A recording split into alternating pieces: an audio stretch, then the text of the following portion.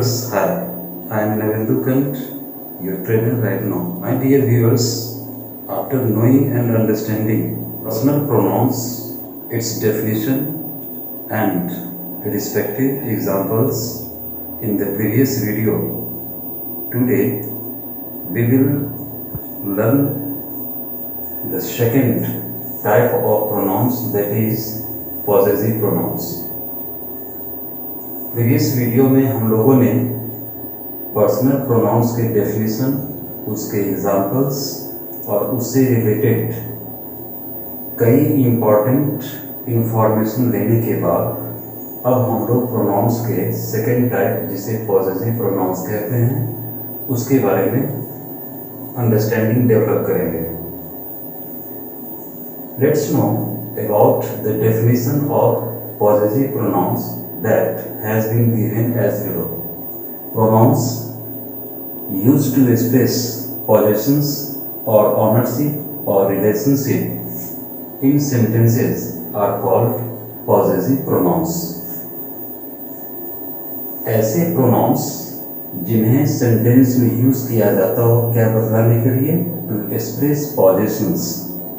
Possessions means अधिकार, अधिकारों को बतलाने के लिए, या ऑनरशिप, ऑनरशिप मीन्स स्वामित्व, या रिलेशनशिप, संबंध को बतलाने के लिए ऐसे प्रोनाउंस को हम पॉसेसिव प्रोनाउंस कहते हैं. कुछ ऐसे प्रोनाउंस जिनका यूज फ्रीक्वेंटली सेंटेंसेस में पॉजेशंस या ऑनरशिप्स या रिलेशनशिप को एक्सप्रेस करने के लिए यूज किया जाता है, ऐसे प्रोनाउंस को हम पॉसेसिव प्रोनाउंस कहते हैं. Examples: mine, ours, theirs, yours, hers, etcetera. ये सारे पॉसेसिव प्रोनाउन के एग्जाम्पल्स हैं. माइन मीन्स मेरा, आवर्स हम सबों का, हमारा, देयर्स उन सबों का, उनका, योर्स तुम्हारा, आप सबों का, हर्स उसका, उसकी, एटसेट्रा. एग्जाम्पल सेंटेंसेस में अब जरा देखें कि पॉसेसिव प्रोनाउन का यूसेज किस तरह होता है. इसे समझना ज़्यादा इम्पॉर्टेंट है. फर्स्ट एग्जाम्पल सेंटेंस है, दिस वॉच इज माइन. यह घड़ी मेरी है. Second, this scooty is hers.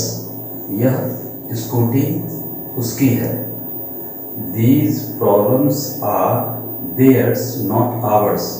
ये सारी समस्याएं उनकी हैं, हमारी नहीं. आपके समझ में ये आ रहा होगा कि फर्स्ट सेंटेंस में माइन, सेकेंड सेंटेंस का हर्स, थर्ड सेंटेंस में दो, theirs और ours, ये सारे पॉसेसिव प्रोनाउंस के एग्जाम्पल्स हैं.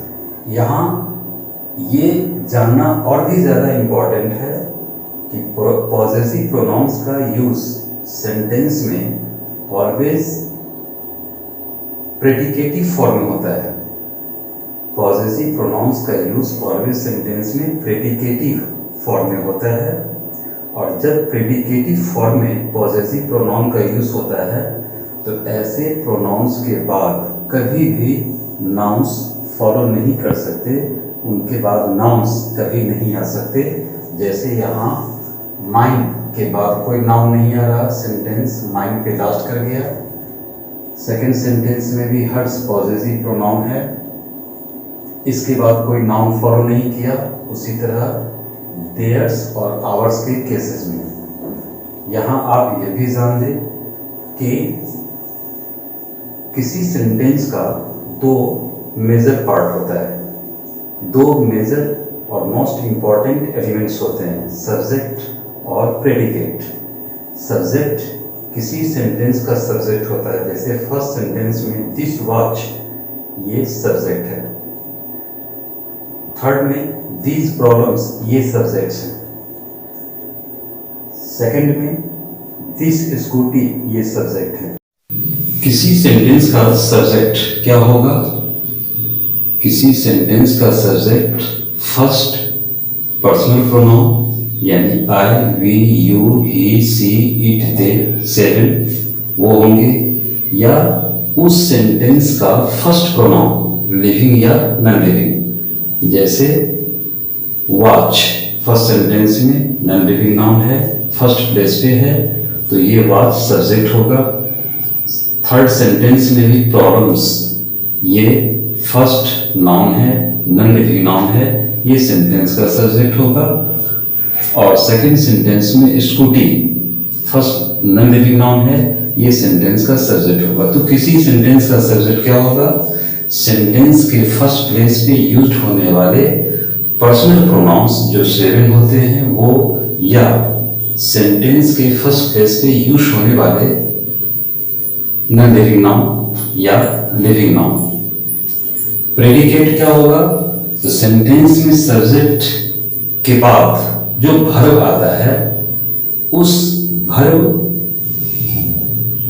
के आगे का जो वर्ड्स ग्रुप है, सब्जेक्ट के बाद जो आगे वर्ड्स ग्रुप हैं जिसमें वर्ब होंगे, जिसमें ऑब्जेक्ट होंगे या और कोई दूसरे एडजेंट्स होंगे, वो सेंटेंस का प्रेडिकेट होगा। अब फर्स्ट सेंटेंस में सब्जेक्ट वॉच है, सब्जेक्ट हो गया। उसके बाद इच, ये क्या है? वर्ब। तो यहां माइंड का यूज हो रहा है किसके बाद? वर्ब के बाद। इसलिए माइंड जो पॉजेसिव प्रोनाउन है उसका प्रेडिकेटिव फॉर्म में यूज हो रहा है, यानी वर्ब के जस्ट बाद आ रहा है। यहां हर्ष, ये हर्ष आया किसके बाद? हेल्पिंग वर्ब इज के बाद, इसलिए ये हर्ष का यूज सेंटेंस में प्रेडिकेटिव फॉर्म में हुआ। उसी तरह थर्ड सेंटेंस में देयर्स और आवर्स का यूज हेल्पिंग वर्ब आर के बाद हुआ, इसलिए यहां भी थर्ड सेंटेंस में देयर्स और आवर्स इनका यूज प्रेडिकेटिव फॉर्म में हुआ। तो यहां नोट बतलाया गया स्पेशल रूल के तौर पर कि पॉजेसिव प्रोनाउंस का यूज ऑलवेज किस फॉर्म में होता? प्रेडिकेटिव फॉर्म में होता। और जब प्रेडिकेटिव फॉर्म में होता वर्ब के बाद, तो उनके बाद कोई नाउन फॉलो नहीं कर सकता। Possessive pronouns in their predicative form can't be followed by nouns. Let's know about the definition of the third type of pronouns, that is known as reflective or reflexive pronouns. Pronouns का third type जिसे हम reflective या reflexive pronouns के नाम से जानते हैं, उसके डेफिनेशन को समझें। Pronouns that are usually formed by adding self, SELF, self to a singular objective form of a pronoun like my, your, her, etc. and selves, SELVES, to a plural objective form of a pronoun like our, your, them, etc. are called reflective or reflexive pronouns. Reflective और reflexive pronouns उन pronounce को कहेंगे जिनका अक्सर formation होता है, जिन्हें निर्माण किया जाता है, फॉर्म्ड किया जाता है by doing what? By adding what? Self to a single objective form of a pronoun like my, your, her, etcetera. वो सारे प्रोनाउंस जिनका यूजुअली फॉर्मेशन किया जाता है किसी भी सिंगल ऑब्जेक्टिव फॉर्म वाले प्रोनाउन, किसी भी सिंगल ऑब्जेक्टिव फॉर्म वाले प्रोनाउन, जैसे माय, आई का ऑब्जेक्ट क्या होगा? माय, जो हमने पहले ही पर्सनल प्रोनाउंस के फॉर्म्स के बारे में बतलाया था।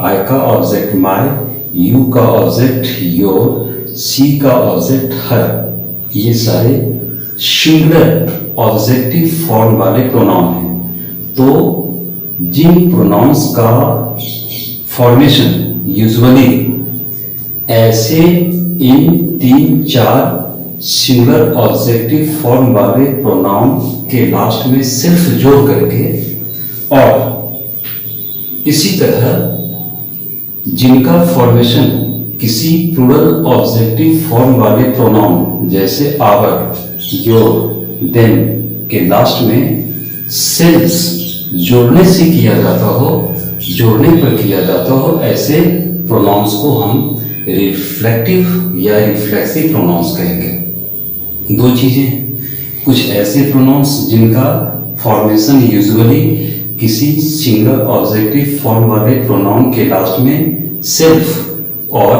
प्लूरल ऑब्जेक्टिव फॉर्म वाले प्रोनाउन के लास्ट में सेल्स जोड़ने से होता हो, उन प्रोनाउंस को हम रिफ्लेक्टिव और रिफ्लेक्सिव प्रोनाउंस कहेंगे। यहाँ एग्जांपल्स दिए गए हैं, myself, yourself, itself, himself, herself, ये सारे they are all singular reflexive pronouns. Similarly yourselves, ourselves, themselves are all the examples of plural reflexive pronouns. Is that clear? अब इनमें से कुछ singular या plural reflexive pronouns का use sentence में हम देखें तो और क्लैरिफाइड हो जाएगा।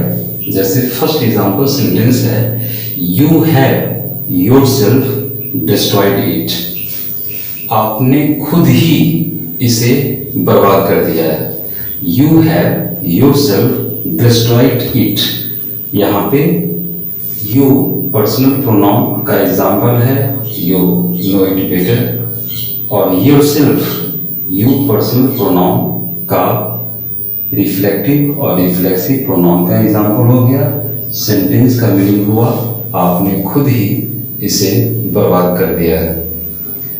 यहाँ योरसेल्फ सिंगुलर रिफ्लेक्टिव प्रोनाउन के एग्जाम्पल के रूप में यूज हुआ है। क्यों? क्योंकि हमने प्रीवियस वीडियो में बताया था कि यू का use singular, second person singular plus plural दोनों प्रोनाउन के रूप में होता है। लेकिन इसके मुताबिक अगर यू को हम प्लूरल पर्सनल प्रोनाउन का एग्जाम्पल माने और तब उससे हमें रिफ्लेक्टिव प्रोनाउन डेवलप करना हो तो हमें लास्ट में क्या ऐड करना होगा? सेल्स। यहां दिया हुआ है सेल्स। तो अगर योर सेल्स यूज करते तब अंडरस्टूड होता कि ये योर सेल्स चूंकि प्लूरल रिफ्लेक्टिव प्रोनाउन के रूप में यूज हुआ, इसका मतलब यहाँ उस सेंटेंस का सब्जेक्ट जो यू है वो प्लूरल पर्सनल प्रोनाउन को डिनोट करता है, प्लूरल के रूप में यूज हुआ है। Okay. Second, I dream it my self, मैंने इसे खुद ही बनाया है।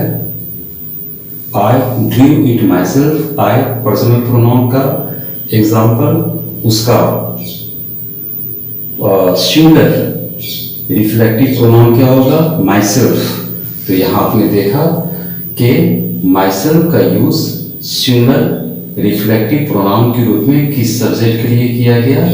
आई पर्सनल प्रोनाउन के सब्जेक्ट के लिए किया गया। Similarly she has solved it herself, उसने खुद ही इसे सॉल्व किया है। She singular third person singular personal pronoun का एग्जाम्पल, उसका सिंगुलर रिफ्लेक्टिव प्रोनाउन क्या होगा? Herself.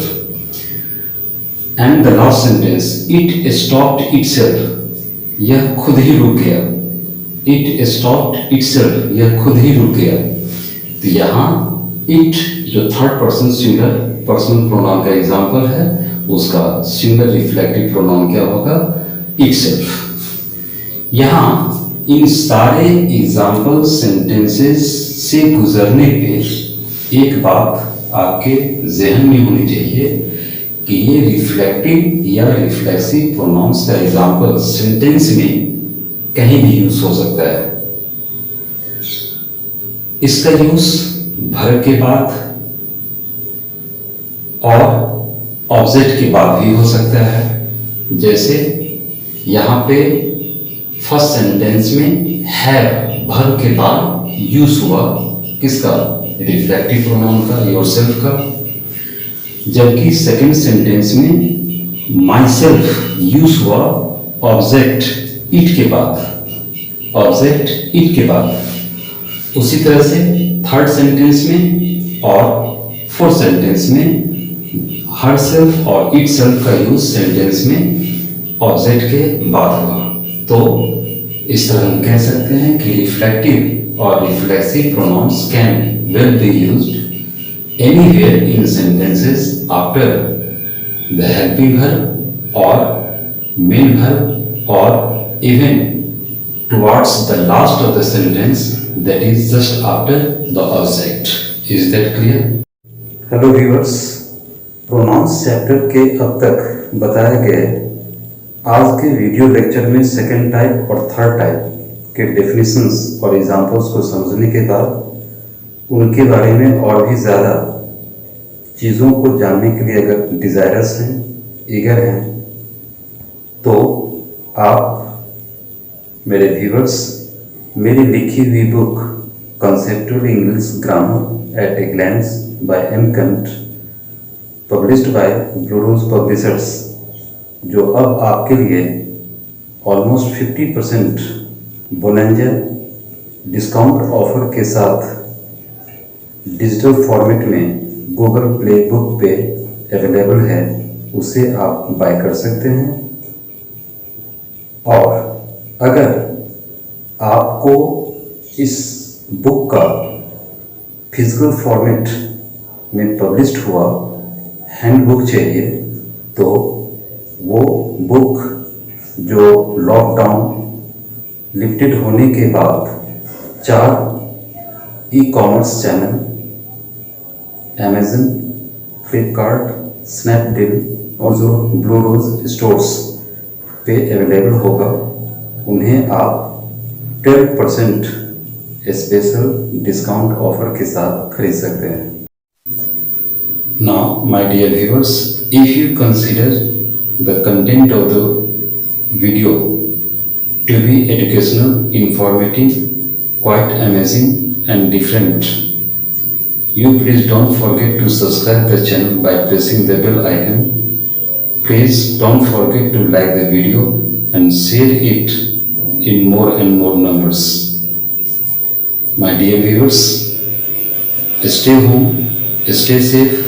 Thanks you a lot for watching today's video lecture. Enjoy watching and learning. Have a nice time.